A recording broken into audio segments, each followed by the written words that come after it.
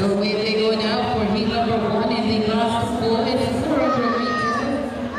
Antonio Watson of Petersfield, he goes fast from lane 7. Kevin Wilson of Panama, he's there too in the middle. Bradley Spencer of Woolman.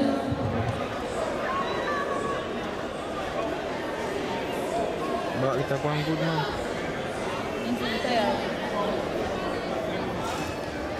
So again, these are timed up finals. It's still Antonio Watson of Petersfield.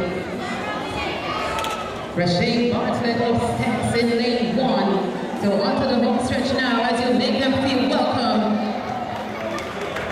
Antonio Watson of Petersfield from lane 7. He will get the win.